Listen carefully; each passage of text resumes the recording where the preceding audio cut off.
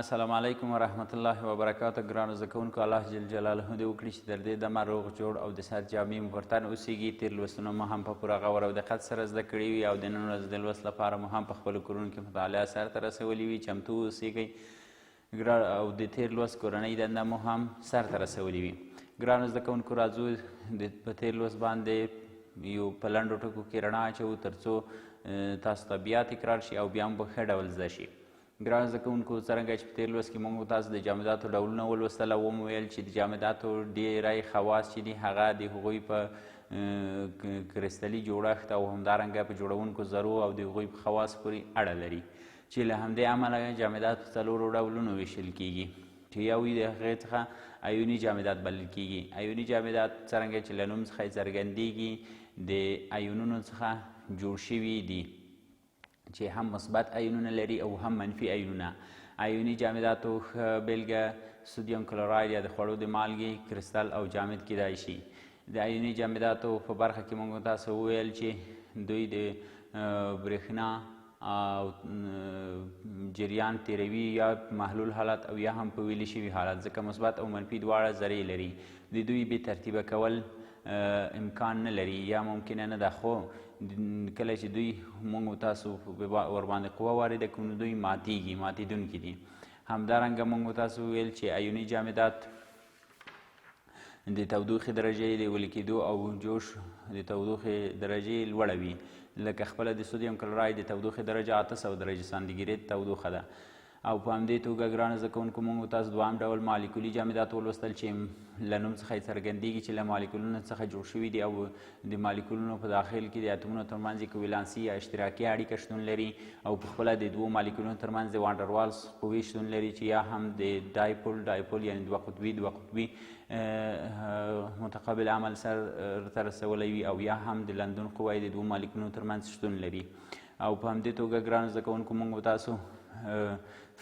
کویلانسي جامدات ولوستل، دریم ډول چې د اتومي جامداتو په نوم هم یادېدل او له اتومونو څخه جوړ شوي وو. د اتومونو ترمنځ یې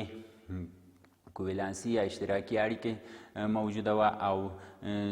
د دغه ډول جامداتو ښه بیلګه سلیکان کارباید کیدای شي، چې کاربون له څلورو اتومونو سره یو سلیکان اړیکه لري، او همدارنګه الماس او ګرافیت چې یو کاربون له څلورو نورو کاربونونو سره پکې اړیکه لري. په همدې توګه ګرانو زده کوونکو، په څلورم موږ او تاسو فلزي جامدات ولوستل، چې فلزي جامدات له نوم څخه یې څرګندېږي چې له فلزونو څخه جوړ شوي دي او د فلزونو خواص له جملې څخه یو دا دی چې دوی خپل د وروستي مدار الکترون له لاسه ورکوي. هغه الکترون په ټوله فلزي شبکه کې څرخیږي او یوازې مثبت ایون د فلز پاتې کیږي، چې د همدغه مثبت ایونونو د فلزاتو د مثبت ایونونو او د همغه آزادو الکترونونو ترمنځ اړیکه رامنځته کیږي، چې په تېرو لوستونو کې تاسو لوستې ده. همدغه اړیکې ته فلزي اړیکه ویل کیږي او دغه کرستال یا جامد ته یې فلزي جامدات ویل کیږي. په فلزي جامداتو کې هم د تودوخې درجه ډېر توپیر لري، لکه د سودیم د شیدو درجه چې 9 درجې سانتیګریډ ده او همدارنګه د ولفرام د شیدو درجه 3415 درجې سانتیګریډ ده. ګرانو زده کوونکو، موږ تاسو تېر لوست تکرار کو او په تېر لوست کې مې کورنۍ دنده تاسو ته دا درکړې وه چې تاسو به د ایوني جامداتو، مالیکولي جامداتو، کویلانسي جامداتو او همدارنګه د فلزي جامداتو جوړښتونه هم ولیکئ او د هغې جوړونکو ذرې به هم ورسره ولیکئ. ګرانو زده کوونکو، نو راځو د نن ورځې په لوست باندې پیل کوو. بسم الله الرحمن الرحیم. د نن ورځ لوست مو بیا هم د 10م ټولګي د کیمیا مضمون د 6م صفر کې موضوع د امورف جامدات یا بې بڼې جامدات. څلور مخکیني ډولونه چې موږ تاسو ولوستل هغه ټول یو منظم واحده حجره، یو منظم هندسي جوړښت لري، خو په نننۍ موضوع کې امورف جامدات یا بې بڼې جامدات وایو. زموږ موخه په دې لوست کې دا دي تر څو د دې لوست تر پای پورې تاسو ګران زده کوونکي وکولی شئ چې امورف جامدات وپېژنئ او همدارنګه د امورف جامداتو خواص زده کړئ. د لوست پاڼه 143 او لوست مو 50 لوست ده. ګرانو زده کوونکو، که چېرته موږ تاسو مایعات ولرو او په مایعاتو باندې تودوخې درجه ښکته کړو یا ورباندې ټیټه کړو، نو دغه مایعات ډېر زیات ساړه کیږي او کلکیږي، چې کله ډېر زیات ساړه شي او کلک شي د سړېدو او کلکېدو څخه وروسته ګرانو زده کوونکو همدغه په که نوره تودوخې درجه هم ښکته کړو نو دا په جامد بدلیږي چې دغه مایع چې جامد حالت ته نږدې کېږي او په جامد بدلیږي خپل د سیال حالت له لاسه ورکوي او جامد حالت ته نږدې کېږي تر څو ځان ته چې کله جامد حالت غوره کړي نو په دې حالت کې بیا دا ماده کلکېږي او کلکه وي چې ټاکلی شکل او ټاکلی حجم لري او خو د دوی دغه داخلي جوړښت یا د نننی جوړښت یې د هغوی د جوړونکو اجزاو یو له بل سره په نامنظم ډول قرار لري په داخلي جوړښت کې د همدغه مایع چې سړه شوې ده او په جامد بدله شوې ده داخلي جوړښت یې نامنظم وي چې همدغه ډول جامدات ته ګرانو زده کوونکو موږ او تاسو امورف یا بې بڼې جامدات وایو یعنې په دې معنا چې د دوی داخلي جوړښت یا منظم هندسي شکل نه لري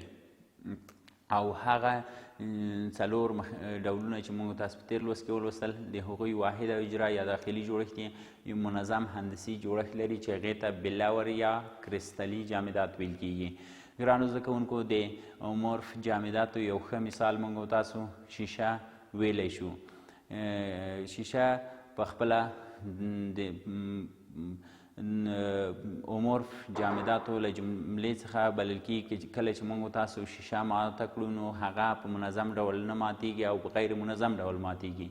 خو که چیرته ظاهري یا فزیکي بڼې ته یې وګورو نو شیشه مربع مستطیل او مختلف هندسي بڼې لري مګر د شیشې داخلي جوړښت یا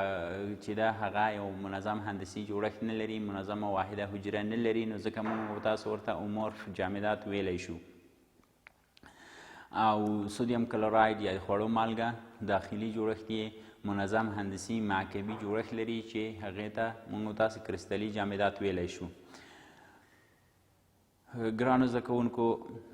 راځو د جامداتو خواص هم په دې لوست کې وایو د جامداتو خواص چې جامدات په عمومي توګه کوم خواص لري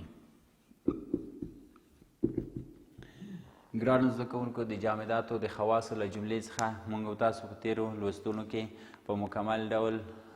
د جامداتو تعریف لوستی و او ځینې خواص مو یې هم زده کړي وو جامدات ټاکلی شکل لري او ټاکلی حجم لري او جامدات که چیرته موږ تاسو تودوخه ورته لوړه کړو نو ډېر لږ انبساط کوي یعنې ذرې ډېر په کمه اندازه یو له بل څخه لرې کېږي چې د تودوخې د انبساط ضریب یې ډېر کوچنی ده نسبت ګازاتو ته د ګازاتو د تودوخې د انبساط ضریب لوی ده یعنې د جامداتو ذرې یو له بل سره نږدې واقع دي ترمنځ یې د جذب قوه زیاته ده ترمنځ یې فاصله یا واټن کم ده نو په دې لحاظ باندې کله چې موږ تاسو تودوخه ورکړو نو جامدات ډېر لږ منبسط کېږي او ډېر لږ انبساط کوي یا یې ذرې یو له بل څخه ډېر په کمه اندازه باندې لرې کېږي او همدارنګه د فشار اغیزه په جامداتو هم ډېره لږه ده که چېرته موږ تاسو وغواړو په یو جامد جسم باندې فشار وارد کړو نو هغه یا نه منقبض کېږي او یا هم په ډېره کمه اندازه باندې انقباض کوي دا مارکر چې یو جامد جسم ده که چېرته موږ تاسو ورباندې فشار وارد کړو نو د دغه مارکر په شکل او حجم کې تغییر نه راځي بیا هم همغه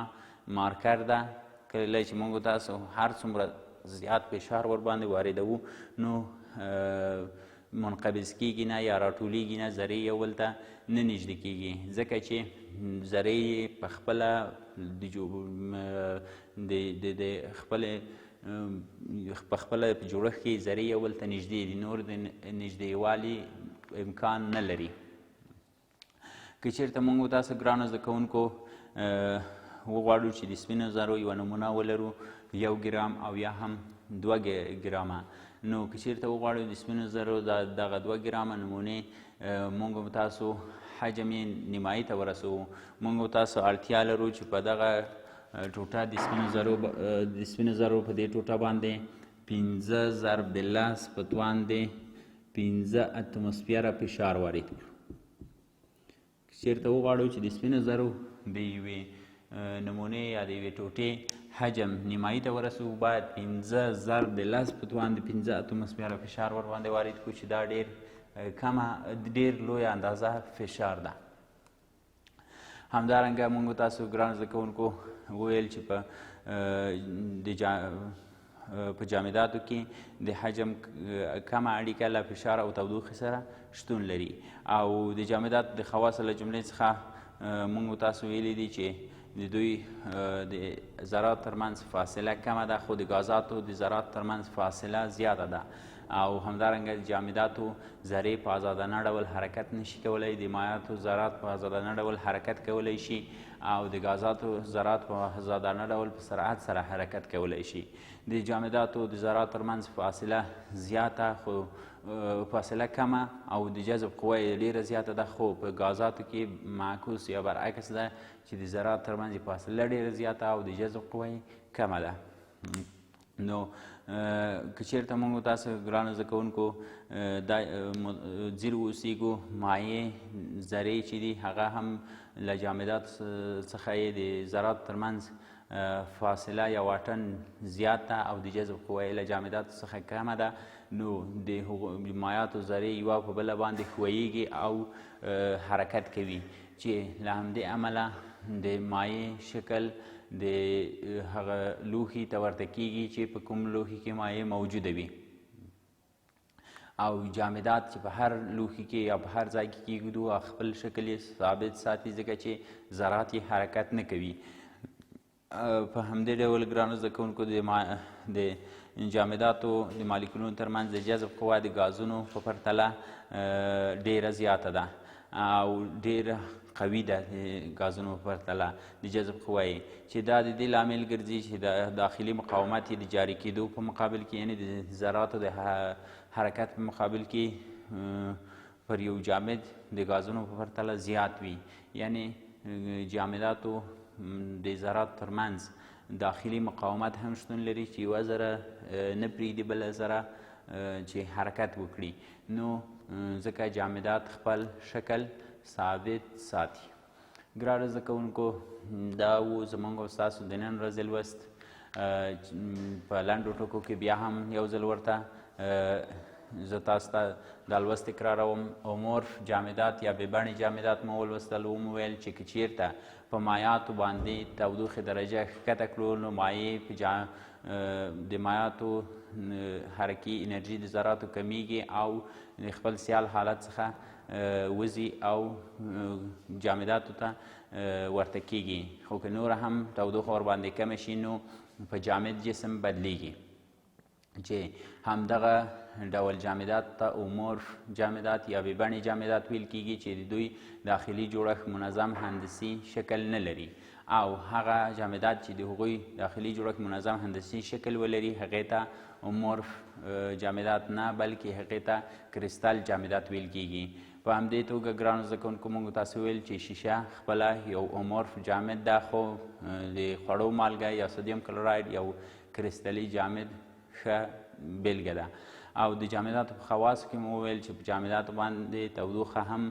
ډېره کمه اغېزه کوي یا هېڅ اغېزه نه ورباندې کوي، یعنې نه یې منبسط کوي او همدارنګه فشار هم په جامداتو ډېره کمه اغېزه کوي یا یې په ډېره کمه اندازه او یا یې هېڅ هم نه منقبض کوي. او د جامداتو او مایعاتو ترمنځ توپیر دا ده چې مایعاتو ذرات حرکت کوي او د جامداتو ذرات حرکت نه کوي او د ګازاتو ذرات په سرعت سره حرکت کوي. ګرانو زده کوونکو ستاسو د نن ورځې کورنۍ دنده دا ده چې تاسو به د 10 کریستال جامداتو نومونه ولیکئ او په همدې توګه د 15 امورف جامداتو نومونه به په خپلو کتابچو کې ولیکئ، د خپل شاوخوا محیط کې د همدغه جامداتو نومونه پیدا او په کتابچو کې ولیکئ. تر راتلونکي لوست پورې چې زه ستاسو په چوپاړ کې حاضرېږم تاسو پر لوی او بښونکي رب سپارم. السلام علیکم ورحمة الله وبرکاته.